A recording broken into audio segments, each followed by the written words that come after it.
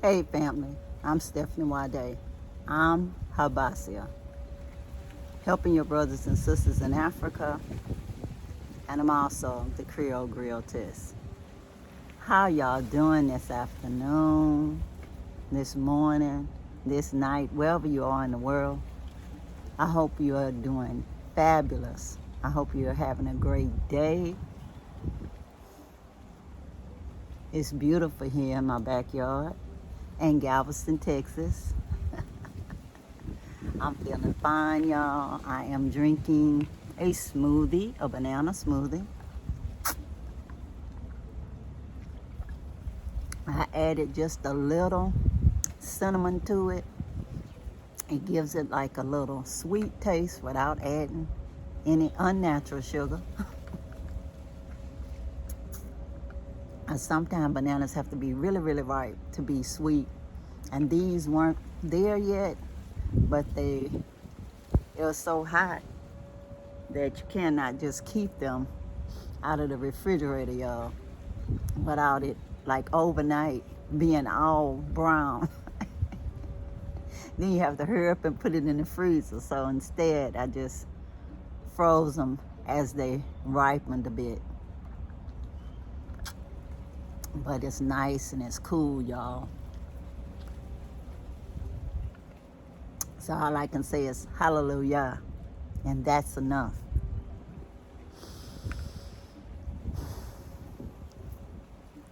I hope you've been enjoying the beauty of nature around you. I'm enjoying the breeze of my banana tree because the rest of my yard seems to be having a lot of sun. And if I sit under my fig tree, it's way too much shade, y'all. So this was a happy medium here. And it's a perfect example of talking about what I was moved by the ancestors to speak about today. The subject is the meaning of you. And I'm using you as used in the English language. Because sometimes I think you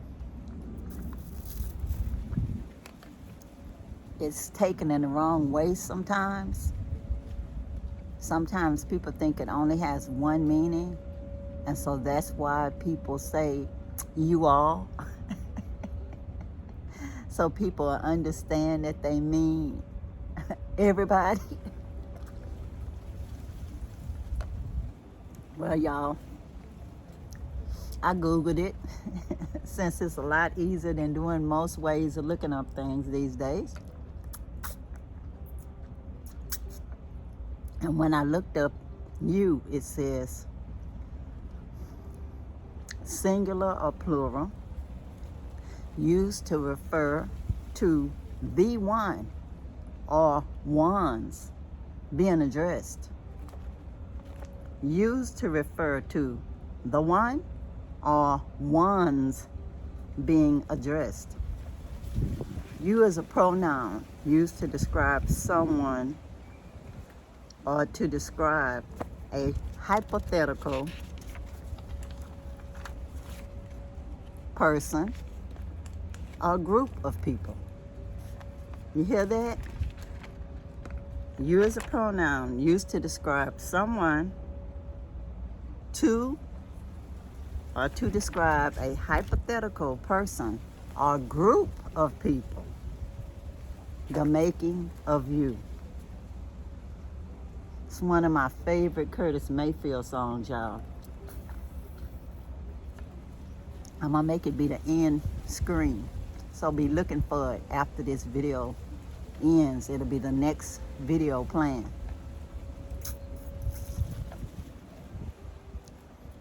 It's gonna be Curtis Mayfield for real, y'all.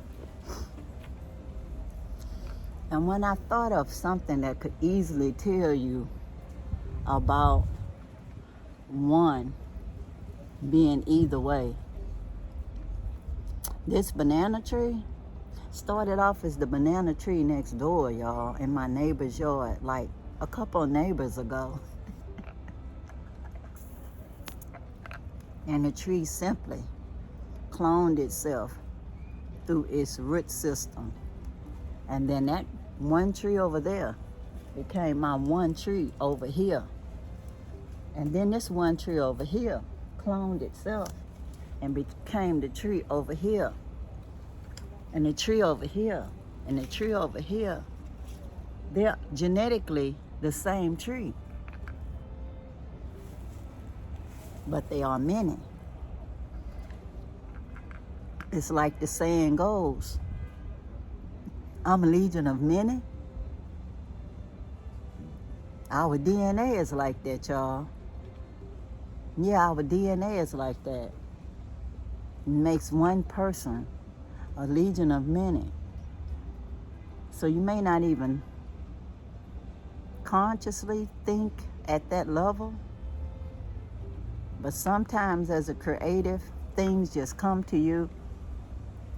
And I know a lot of it is because it's already there in here and inside of there and in all of you, because it's your DNA that's passed down from your mother's side and your father's side for generations and generations into the very beginning. That's how Habasia is, y'all. It's one organization, but it was meant to start a movement of many that also wanted to become Habasia, helping your brothers and sisters in Africa. This shirt was designed by Namdi Asmiri. Like I said, he did my logo, and I just told him what was inside of my head, and he illustrated it. And when you see Africa, y'all, what do people say? One Africa. But Africa's a continent, y'all, made up of what? Lots of countries. Some say 53, some say 54, some say 55.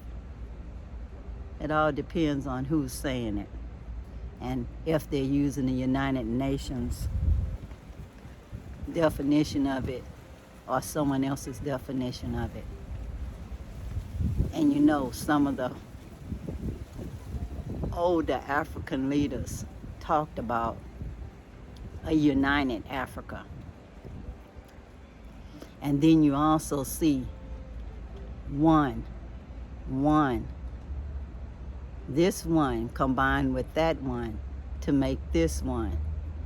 It's a triangle, y'all. It's a family. And that's what it took. This one plus that one to make that one. And that's eternity. As long as they keep recreating themselves, they will keep going on. Their DNA passes on.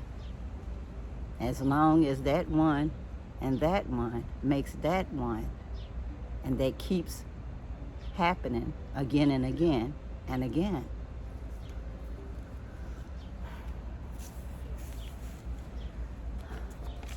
Y'all, I just wrote it down as a simple lines too. This line, one line, put that line, one line, put that line, makes one triangle.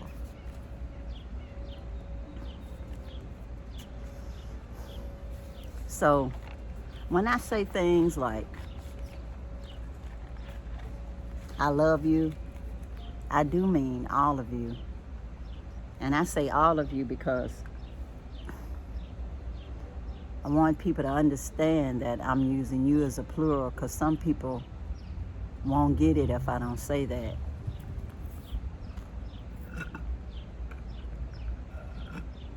Especially if you're from Texas. My home state, y'all. So I try to include everybody when I'm talking. Trying not to let anybody out of the loop. But I tell y'all what, I'm motivated by my ancestors when I come out here and I speak. When Habasia came to me, it was many, many years ago, and I wrote it down. And I was encouraged by the ancestors to do that because nobody else was doing it, y'all. Other people focused on breaking up the family by focusing in on just the children, or focusing in on just the women, or focusing in on just the young men, when the whole family needs to be together because they're a team, y'all.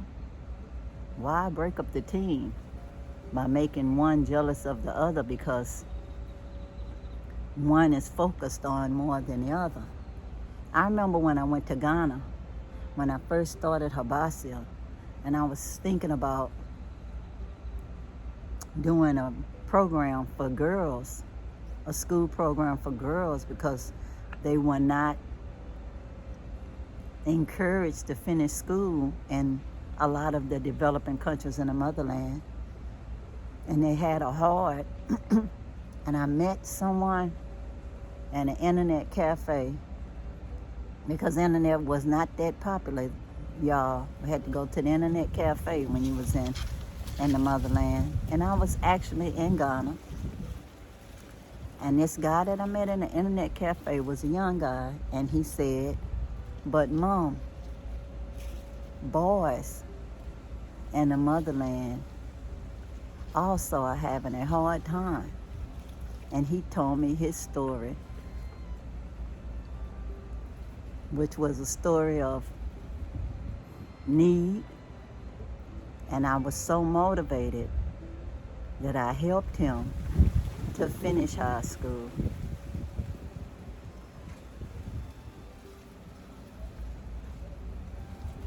And then later on, when he was done, he founded an after-school program. Now, I'm not going to elaborate on it, but I'm just saying, I felt sexist when I heard him say that boys have it hard too, because that really wasn't my focus. Because most of the organizations don't focus on families. It's pictures of children everywhere, or starving children everywhere, or people that's at their lowest of the low, not even in their best clothes, because they want you to feel that empathy for somebody that has nothing. But then when you're done with the drive to give them clothes or food for their day, you can come back in another year, even in 6 months, and they've outgrown those clothes, And the food's long been gone. I didn't really see anybody focusing in on empowering people to self-sufficiency, because that would make them redundant, right? Once you teach somebody how to be empowered, you have to go to the next group the next time to help. And a lot of organizations feed on people's willingness to just do the same thing over and over and over. A never-ending story. And lots of people don't like to see the happy endings. They only want to see happy beginnings. That they dug a well, or they opened up a school, or they cleaned up some trash, or whatever they did. It was something that was non-sustainable, y'all. Habasi is trying to do something that the ancestors wanted in the motherland, what it had in the first place: sustainability. Because of deforestation, climate has changed a lot, and we have to on purpose reforest it, y'all. We have to on purpose drill for wells to find water. You have to dig deeper and deeper because of the climate change. And sometimes you have to do it when nobody else is helping. This is not to say anything sad, y'all. This is just being factual, y'all. It's just keeping it real. Sometimes the ancestors just want me to keep it real with y'all. And when the camera is on, they just speak through me. I want y'all to know that my vibrations are the same, whether I'm here or in the motherland. I'm just so happy and blessed, y'all, just to be alive, to see another day. Because every day I wake up, I'm on purpose. The only time I don't get to do things is if I'm not feeling so good. The older you get, you don't feel great all the time. But you know what? It lets you know that you're alive. And it makes you appreciate when you have the great days, the fabulous days, that you can go out there and do more stuff. I was once accused of being a human doer. And then after all of years and years of studying, I figured out that I was a human being that does something. A human being that does something. I remember one of my in-laws told me once, when I asked him why don't he go back to his home country and teach the young doctors how to do heart surgery. You know, just improve their technique, y'all. Because he had been a heart surgeon for a good while, so he had experience. I didn't ask him to permanently relocate. Just go there and teach, even if he only did it for a year or two, because he would have not even been in the United States if it wasn't for one of his family members getting his nonprofit to sponsor him to the United States. So it was other people's sacrifice that got him here. So why not give back when it was his turn? And he told me, Stephanie, God told you to do good, but God didn't tell me to do good. And I told him, you know, no divine intervention told me to do anything. It's just something inside of me saying and making me feel like it's just the right thing to do. It's the right thing to do. That we are blessed to be a blessing to others. And I can say that, yeah, I did learn about things like that. But guess what, y'all? It was by having good example of the Catholic nuns, actually, that was around me, doing things for us poor little colored Catholic children. That we had such a good education for our little $5 a month that our poor parents could afford to pay. And only because they was Catholics. If they weren't Catholic, it would have cost more. But we was already Catholic because they came from Louisiana, and that's just the way it was, y'all. And no, I'm not proselytizing for any Catholics. I'm just telling my story. I'm a spiritual person. I'm a spiritual being having a human experience. I cannot speak for you guys. You have to speak for yourselves on how you feel. I would love for you to comment down below. Subscribe, like, and share. If you have not already subscribed, y'all, it's free.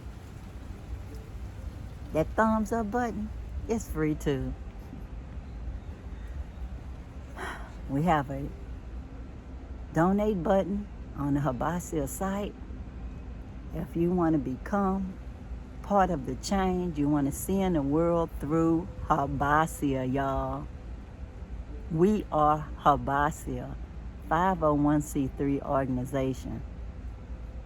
And I'm Habasia 100% of the time, y'all. Not trying to get anybody to be anything else but Habasia. Because that's what I do, y'all.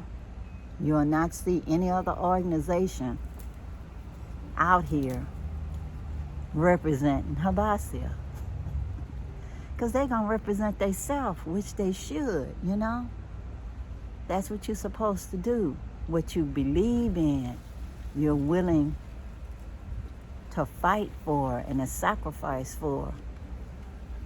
And that's what I do, y'all. Whether it's helping somebody to go to school, to learn to raise chickens, and helping them get that chicken